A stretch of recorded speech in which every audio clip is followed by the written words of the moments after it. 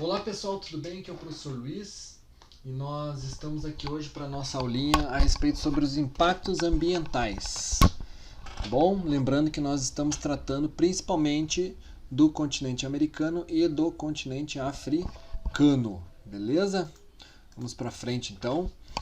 Então é o seguinte, as últimas décadas foram marcadas pela crescente mobilização da humanidade em torno da necessidade de conservação ambiental. Cada vez mais torna-se urgente questionar o estilo de vida e as formas de apropriação e usufruto dos recursos naturais. Afinal, há muitos indicativos de que a própria existência das sociedades humanas no planeta pode ser ameaçada pelos problemas ambientais causados por essas mesmas sociedades. Nós estamos vivenciando um momento ímpar hoje, tá? Em 2020, junho de 2020, que é justamente os impactos causados pela Covid-19, pelo coronavírus. Muitos cientistas hoje acreditam que as questões ambientais, os problemas ambientais gerados pelo ser humano nos ambientes urbanos, nos ambientes rurais, os impactos causados na vida dos animais têm relação direta com o aumento do número de casos de descobertas de novos vírus, ou então de propagação de novos vírus, principalmente aqueles vírus que se manifestam, que se hospedam em animais. Tá? Então, o estilo de vida da sociedade ele tem influenciado, tem impactado diretamente na vida das pessoas. Tá bom?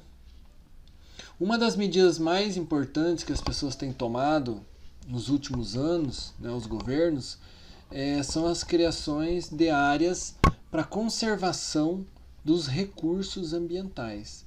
Eles acreditam que, os cientistas acreditam que a manutenção dessas áreas que são consideradas vulneráveis, pode contribuir para resolver muitos problemas sociais, muitos problemas vivenciados hoje numa escala global. Por exemplo, a vegetação nas áreas de encostas, aí já numa escala local, objetivando reduzir os impactos decorrentes de desastres naturais como deslizamentos de terra. Então eu vou passar um vídeo para vocês, alguns vídeos para vocês a respeito dos impactos causados pelos seres humanos, principalmente nas áreas urbanas, tá bom?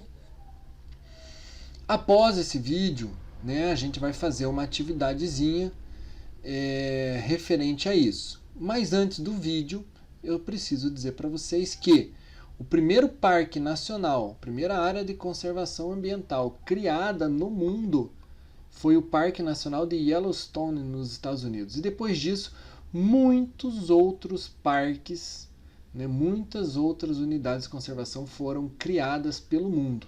No Brasil, hoje, são aproximadamente 70 unidades de conservação. Tá? E de vários tipos.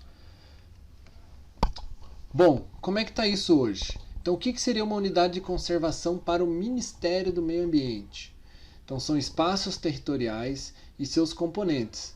Eles abrangem águas jurisdicionais com características naturais e relevantes legalmente instituídas pelo poder público, com o objetivo de preservar e conservar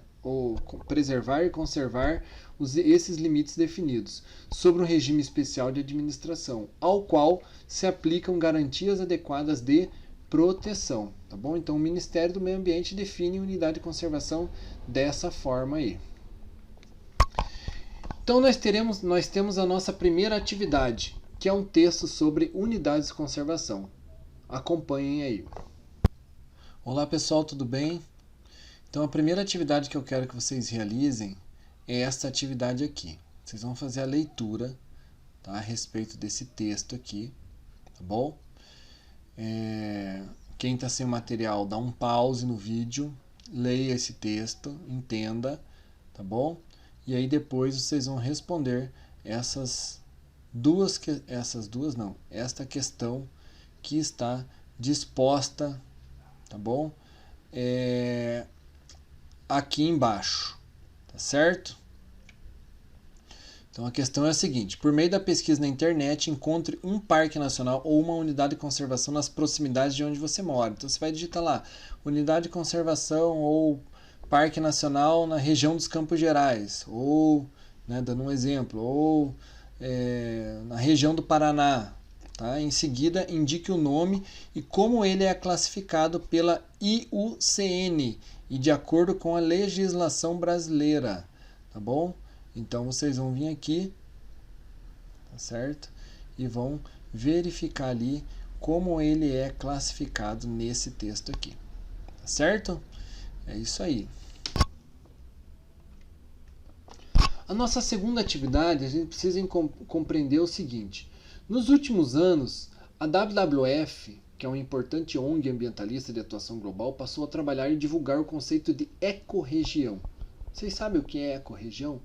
Ecorregião trata-se de uma unidade de terra ou água relativamente extensa, onde exista um conjunto característico de comunidades naturais que vivem por meio do compartilhamento de espécies, dinâmicas e condições ambientais.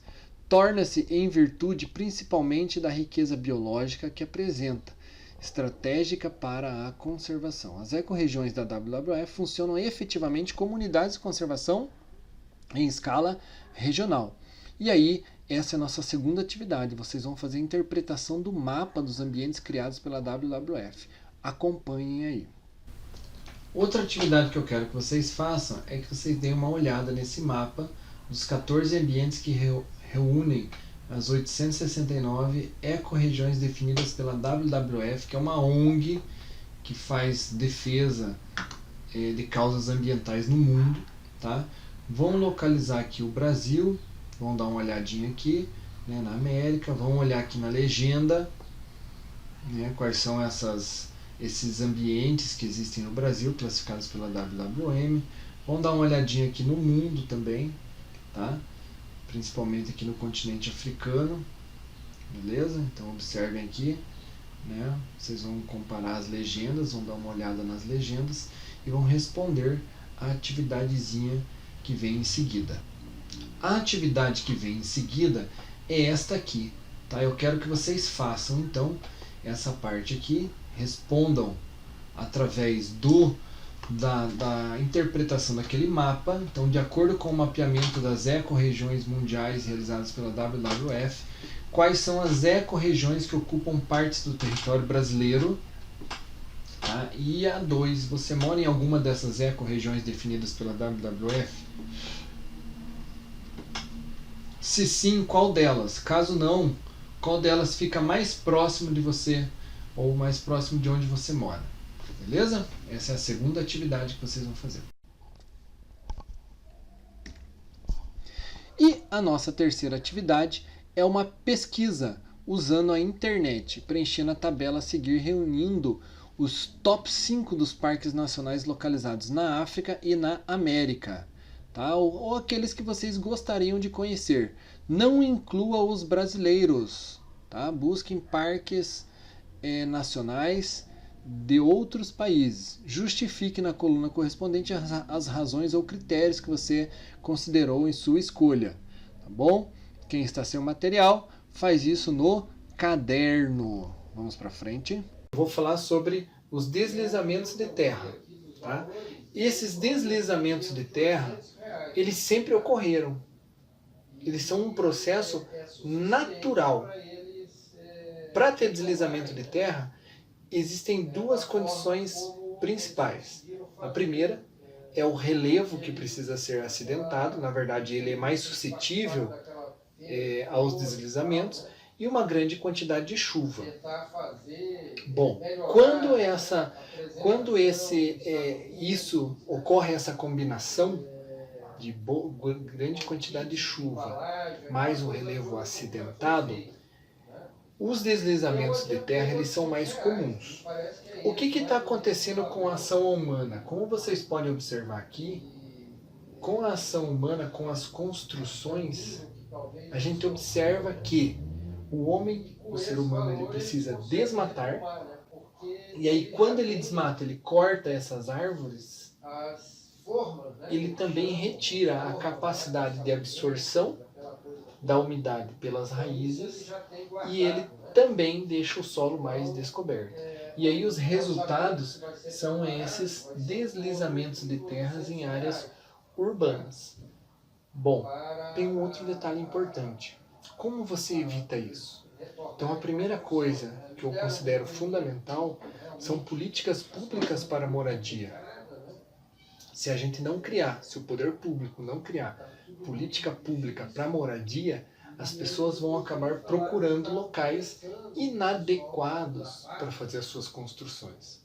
Outra coisa está relacionada ao desmatamento, né, que precisa ser combatido dentro até das grandes cidades, não somente desmatamento em área rural, e também uma educação para que as pessoas compreendam os riscos que elas estão correndo construindo em áreas acidentadas dessa maneira. Beleza? É isso aí. Bom, pessoal, agora que vocês viram o que são os deslizamentos de terra, eu quero que vocês respondam essas duas perguntas. Beleza? Então, trabalhando a respeito dos problemas ambientais urbanos, eu trouxe dois para vocês aqui. O primeiro problema ambiental urbano é o problema da inversão térmica.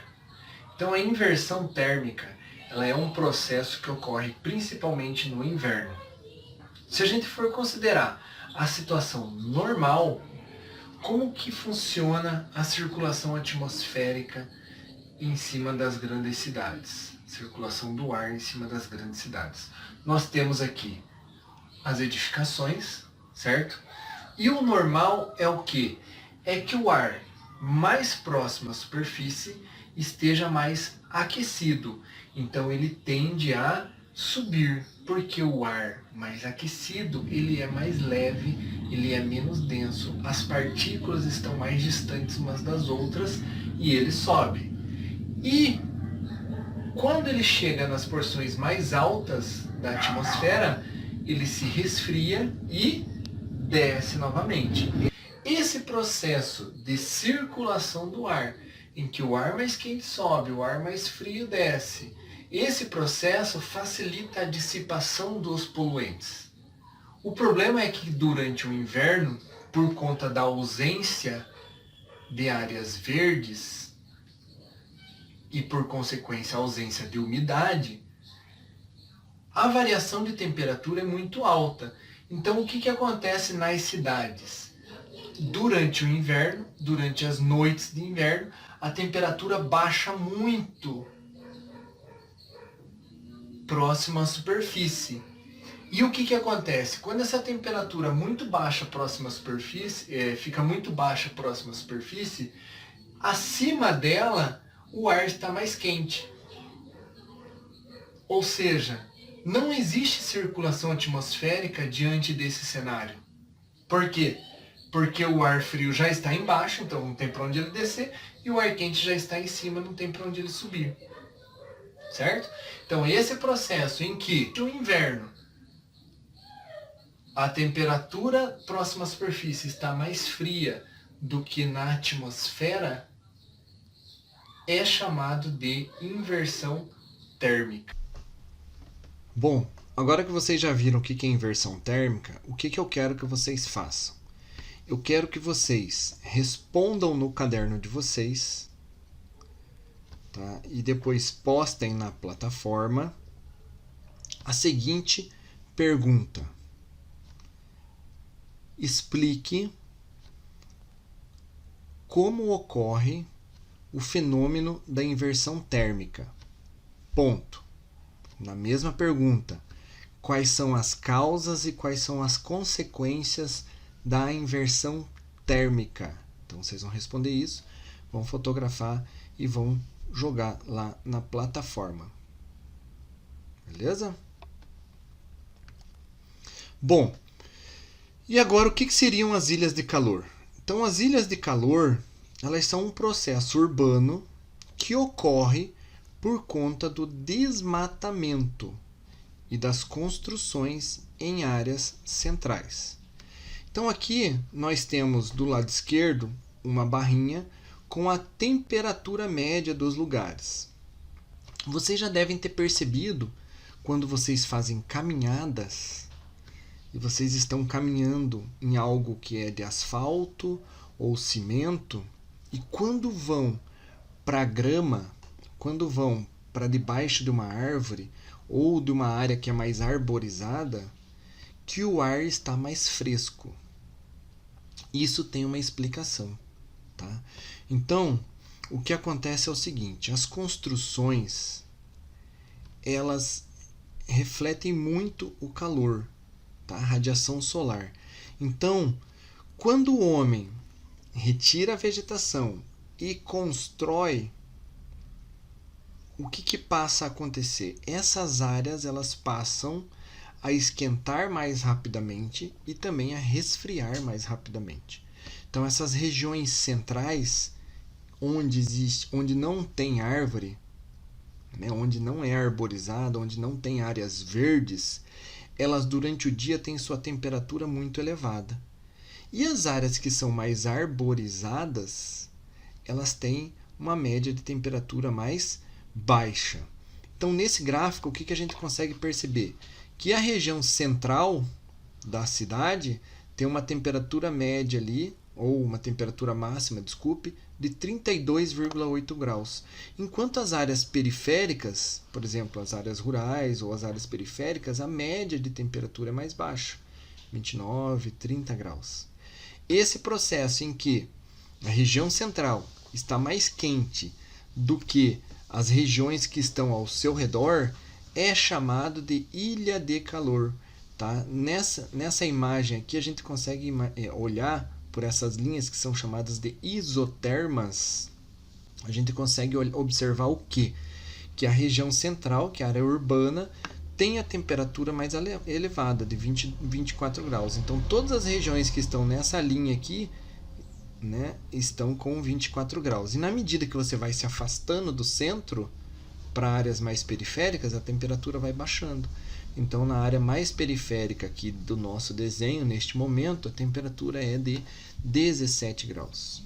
Então, observem que a região central ela é mais aquecida, ela é mais quente, a temperatura máxima é mais elevada.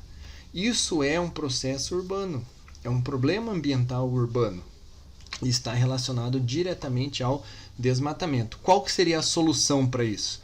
A solução seria o quê? Arborizar as áreas centrais, termos mais parques, mais florestas, né? Então, está tudo relacionado à questão da vegetação urbana.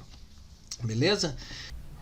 Então, pessoal, após vocês assistirem esses vídeos, né, eu quero que vocês respondam mais essas 3 questões aí para finalizar as nossas atividades. Tá bom? Então, produção e consumo elevados de fontes de energia baseadas em combustíveis fósseis ou mesmo nuclear podem tornar áreas mais vulneráveis em graves problemas socioambientais. Identifique no texto ou pesquise outras informações que exemplifiquem essa situação para a América anglo-saxônica. Então, eu quero que vocês busquem na internet exemplos de problemas ambientais causados pela emissão de combustíveis fósseis ou nuclear na América, não somente na América anglo-saxônica. Eu quero que vocês façam isso na América. Tá bom? Nós temos aí casos no Brasil, casos nos Estados Unidos, em outros aí. Então pesquisem 2 casos, só citem ali, né, onde é que foi e o ano que foi. Aí o 2 vocês não precisam fazer, tá? E o 3 eu quero que vocês respondam ali também no caderno de vocês e postem na plataforma. É isso aí, um grande abraço para todos vocês e tchau!